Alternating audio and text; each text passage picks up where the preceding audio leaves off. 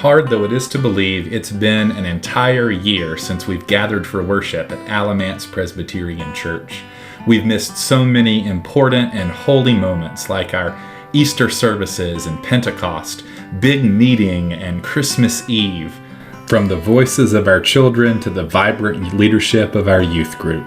From baptisms and communion to honoring those we love, we have missed so much at Alamance this year. But we've learned a lot too.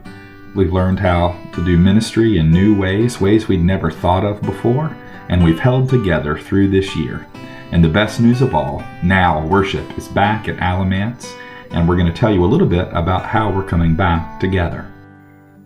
As you come back to church, we're going to ask you to fill out one of our welcome back cards. It's going to ask you some of the familiar COVID questions you've been asked at your doctor's office and maybe some other places. And it's also got a very simple hold harmless statement that just notifies you that during a pandemic, it is still risky for some to come back to worship. Also, there's a covenant statement, a promise that you will abide by the guidelines that our session has put together as we return to in-person worship in the sanctuary. You can print that and bring it with you to the service, or we'll have some available for you at the table outside as you're coming into worship. You'll be met by the greeter who will instruct you where to go, how to make your way into the building, and make sure you have your form filled out. Once you're inside, an usher will make sure you've dropped off your form in the basket and given you a bulletin. You'll notice that there's also an offering box where you can drop your offering before or after the service.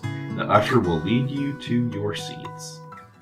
Inside, you'll find that about 25% of our seating is open. We do not have an upper limit on the number of people who can attend, but we do want to make sure that everyone is able to sit socially distanced. If that can no longer happen, we have overflow areas for you to watch the service in other parts of our building. We will ask everyone to wear a mask the entire time you're on campus. Not below your nose, certainly not below your mouth, but fit snugly on your face like David.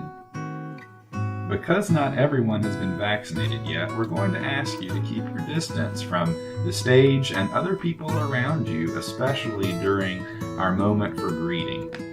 Trust us, we know how excited you all are to be back together, but we just want to make sure we're still looking after each other and being safe as we gather again in our sanctuary. Worship will look a little different than it has before. Our services will be shorter. Katie Long will be leading all of our music from the stage. We won't have congregational singing, though we will invite you to stand and you may hum along to the songs or even speak the words into your mask. We just encourage those who are big-time singers not to use their singing voices in the sanctuary yet, as we know that that's one way COVID can be spread in our sanctuaries. We will not have as many responsive readings as we have in the past, and we will not pass plates or come forward for communion yet. Those things will return in new season. When the service concludes for those inside, our ushers will come forward and dismiss everyone row by row. If you'd like to have a conversation with your friends, we encourage you to do so, but wait until you're outside and be sure to stay socially distant at that time.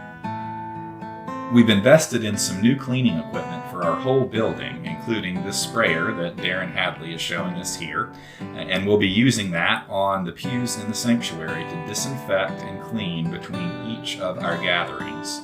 We assure you this is both safe for the people who meet and for our pews. We look forward to the day when we can all gather again for worship in our sanctuary.